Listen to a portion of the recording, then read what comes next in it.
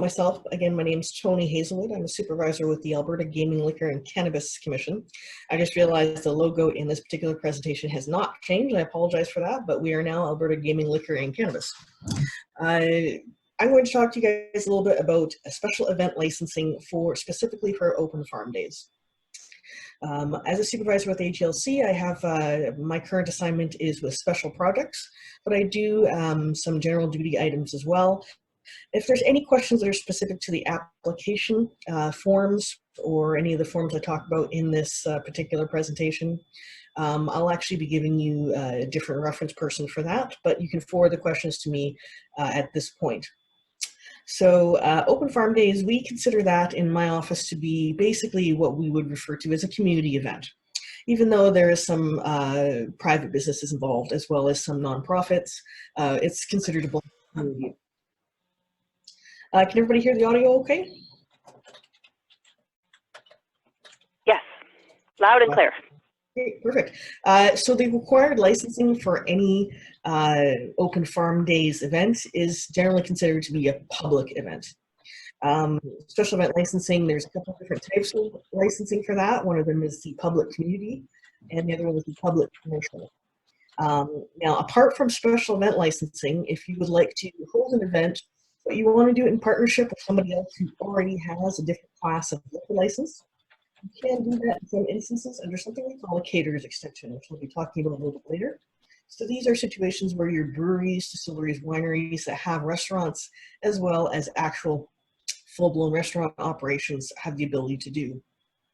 And the last option there, I already touched on a little bit, but it's the licensed venue option, where you just simply hold your event in a place that already has a liquor license. I know it's not going to be an option for a lot of you guys because you want to bring people to the farm, but that's another possibility. So any type of event other than an event that takes place in a private residence where the service of liquor is occurring requires some sort of liquor license. So if you're not serving liquor in the comfort of your own home or a place that already has a liquor license, you are required to get some kind of liquor license for that event. Private special event licenses are not designed for public events. They're designed for things like anniversaries, weddings, birthday parties, events basically where the general public is barred from attending. The way we test the difference between a private special event license and a public special event license is if we suspect that somebody is taking out a private special event license and they're actually operating publicly, we will actually assign plainclothes inspectors to try to attend the event, and if they basically gain access to the event without being challenged for identification or to see if they're on the guest list or to prove that they're an invited guest, we look at that as a public event. Also, if you do advertising, if you're doing advertising, even if it's advertising on social media, and that advertising is available to the general public, and there's no disclaimers on any of your advertising to say that this is a private event and only members and guests are invited, then again, that's a clue to us that the event is actually a public event, not a private event. So in the past, if you've taken out private special event licenses for your open farm days events, we're going to set that aside and advise you that from this point on, open farm days is deemed a public event. Now, if there are events that are happening that coincide with open farm days, which are indeed private events, things like VIP dinners, or if somebody holds a private dinner for their volunteers and workers specifically, we can look at that separately as a private special event license. But we'd still like you to run it by our office just to make sure you're getting the correct type of licensing. In the event that you pull a private special event license for a public event, the other thing that tends to happen is if there's any sort of incident at the event, so for example, if the local police or ICMP show up and ask you for your license to show that you're serving liquor by legal means, and the event is public, but you have a private license, that can typically void the license. So suddenly you're not running a licensed event anymore.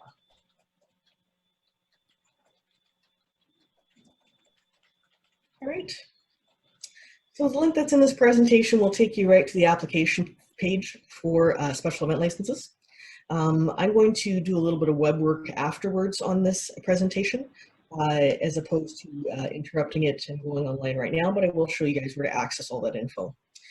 So a public SEL, as I mentioned earlier, can be a community event, which means that it's hosted by a nonprofit group or a municipality.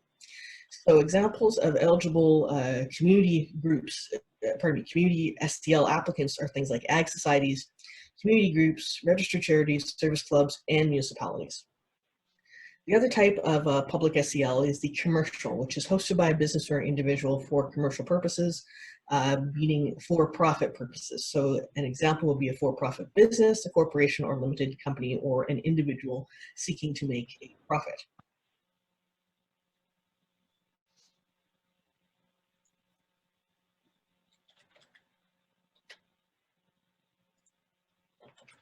Sorry about that, standby. Okay, so here are some of the locations which we will accept special event license applications at. Permanent structures, semi-permanent structures, things like tents, quonsets, half structures, areas defined for the event, beer gardens and other defined areas, municipally approved areas, that means, again, with definition, or other venues as approved by the AGLC. And the one thing you'll notice with all the locations listed is that there has to be some sort of definition for your event. A while back, people were really under the impression that the AGLC has a beer garden license. We don't actually have a beer garden license. There's no such thing. Basically, whatever area you want to serve liquor in has to be defined in a manner where your customers and your staff know where liquor service can legally occur. That doesn't have to be a beer garden. You have a number of options. You don't have to install 6-foot snow fencing. You have some options for temporary barriers. You can use planters. You can use railings, ropes. You can use stanchions. Anything that basically demonstrates to your customers or to your patrons where they can take their liquor and where they can't. We also have options for what we call wall-to-wall licensing, where if you have a very, very large area and you want to license all of it, you can also do that. But again, the area has to be defined in some manner so that patrons know that they're not walking, that they're basically not leaving the venue with liquor. And the other venues as approved by the AGLC, if it doesn't fit into one of those previous 4 categories, we can still look at it. Again, the thing you want to remember is that the area that you're serving, that you've designated as liquor service area, is easily identifiable. And that as a customer, I'm not going to take my pint of beer and wander away with it. Okay, so these are some areas that we cannot approve for a special event license. Actually, if I can just back up a little bit, going back to those location parameters also fit for something called a caterer's extension, which I'm going to be talking about a little bit later. So as well as the excluded locations. So the excluded locations include places that already have a permanent liquor license, places where the liquor license has been suspended or is under any other type of disciplinary action potentially, pending applications for a permanent license. This one comes up a surprising amount, where someone will apply for a liquor license, but they don't quite time it correctly for their opening date. And they decide, well, I want to open my restaurant or my bar, but I don't have my license yet. I'm still in the application phase. So I'm just going to pull a private special event license online, and I'm going to run my restaurant using a private SEL. Not only is that not legal, that is contrary to our policy and our legislation, but it could also stymie your application. So if you have an application pending and you're expecting to get a permanent application, taking that action may actually stop you from getting the permanent application. Places that lack any definition. So again, if you're planning on doing your liquor service in an open field, you want to make sure that there's some kind of definition where people know where they can and can't consume liquor, and that area is somehow controlled. But we certainly will license an open field. Again, we just need some sort of definition. And then places where approvals such as fire, health, and local municipal approvals cannot be attained. So if you're in an area where, for example, you can't legally do food service due to either the sanitary conditions to that area or something wrong with the structure, you can't do liquor service. If you are planning on doing an event in a building that does not have a fire occupant load, that's designed for people to have a sit-down meal or a stand-up meal or stand-up service, that area will not qualify for a special event license.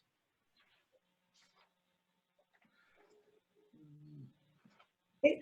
So these are some general requirements for special event licensing. One of them is something called ProServe. This is basically an online course that anybody who's serving liquor in Alberta has to take. If you are a community special event license, that is to say you are a nonprofit or a volunteer organization or charity, your ProServe requirements aren't as stringent as the commercial ones. With the commercial ones, anybody that has anything to do with the sale and service of liquor basically needs to have this ProServe course. The other requirement for special event licensing is some sort of food service. And of course, depending on the type of event you're running, we may require you to also obtain RCMP or police approval.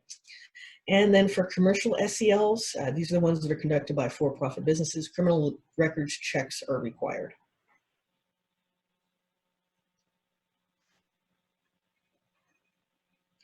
Okay, so that concludes my section on special event licensing. Again, all of our applications are online. Just a heads up, during this current situation with COVID-19, although we are still accepting applications, we're holding off on processing. So if some of you are keeners out there and you really want to get your application into us very, very quickly, bear in mind that it might sit for a while as we're not processing special event licenses. At this time, we're hoping to start processing them once the COVID-19 emergency measures have been removed, and that should still give us plenty of time for your event. Typically, we like to see these application packages anywhere from 8 to 12 weeks in advance. Again, with the current situation, we're going to be shortening that timeline potentially. So don't worry, but there will be time to process your application as long as it comes into us complete and correct. I'm going to talk about caterers extensions now. Now, caterers extension is basically a scenario where instead of you guys doing your own liquor service by means of obtaining a special event license, you invite somebody that already has a license valid for the sale and service of liquor to come on to basically partner with you and to conduct liquor service as a caterer. So breweries, distilleries, wineries, and meaderies, and other types of manufacturers have a number of different classifications of what we call a Class A license. Certain classifications are able to do caterers extensions and others are not. So you want to make sure if you're talking in talks with a brewery, distillery, winery, or other type of manufacturer, that they have the appropriate licensing to pull off a caterers extension. The types of premises that can do a caterers extension are something called a Class A tap room. A tap room that does its own food service. This is significant because we do allow some tap rooms to contract out their food service. If this is the case, they probably will not qualify for a caterers extension, but we may be able to still look at the application if there is some sort of partnership going on where you're bringing in another food caterer to your event, and you effectively are doing a three-way partnership. So the tap room, they might be able to do it. A Class A minors allowed, absolutely, they can be caterers. These are basically a class of license where you're basically running a restaurant, and therefore you can be a caterer. Or a Class A minors prohibited license. In the case where you invite a Class A minors prohibited licensee to conduct the catering for your event, bear in mind that with the caterers extension, you basically carry your home license with you. So if your home license is minors prohibited, that means whatever event you're conducting is a minors prohibited event. Manufacturers that have a Class A lounge or who are missing a license entirely are not eligible for caterers extensions. We also don't really have a scenario where you can do a caterers extension with zero food service. There has to be some kind of food service, whether it's done through the caterer themselves or there's a third party, again, that three-way partnership. We typically do not approve liquor licenses with zero food service. So just bear that in mind when you're holding your event. Restaurants, bars, and lounges, again, these are all places that are able to do a caterers extension. And then we have something called a Class D commercial caterer where they don't actually have to do an extension because their catering is their entire business. The Class D commercial caterer does have to apply to our office, just like the regular caterers extensions, to conduct a public event. For a private event, they don't need to notify us every time, but for a public event specifically, they will need to contact us. So if you're utilizing a Class D commercial caterer, you want to make sure they're in touch with our office. Okay. And finally, you may choose to hold your event in a premises that is already licensed. We kind of touched on this a little bit already, where you can get the restaurant in town to hold your event. No additional approvals are required in this case. The only exception is if you partner with somebody who has a Class C license. A Class C license is a private club license. Examples of this are things like Legions, Army, Navy, Air Force veteran clubs, some other types of private institutions such as hospitals, educational facilities, and the like. These have, if they have a Class C license, they're actually not permitted to be open to the general public without prior AGLC approval. So you wouldn't really be able to do your Open Farm Days event at one of those locations. If anyone out there was planning to do that, certainly contact our office and I can talk to you guys about some options if that was your original plan, if you're planning on doing your event with the local Legion or another private institution. Okay, so that concludes the PowerPoint section of my presentation. Now I'm just going to take a moment to navigate our web page. There's a couple of tools you guys probably want to be aware of. Bear with me 2 seconds. I just want to make sure everybody can still see my screen when I exit out of this. Okay, and if I can just get somebody in the audience to confirm we're on our landing page for AGLC. No, we can still see your presentation. All right, stand by just a moment.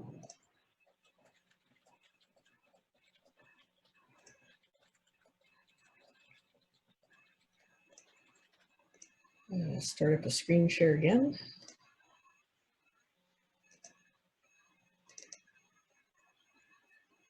And run the landing page. All right, excellent. So I'm going to show you 2 areas here. One of them is going to be where you find all of our applications. So if you want a full set of information on the applications for special event licensing, or really any of our applications, feel free to hop onto our webpage, aglc.ca, and go to the liquor portal. Over here in popular links, there's apply for a liquor license. As you scroll down, you get 2 sections where you can apply for special event licensing, public special event licensing and private special event licensing. So again, you guys all want to make sure that you're going to public special event licensing if you're conducting an Open Farm Days event. These are the 2 application forms here: public resale, community, and public resale commercial.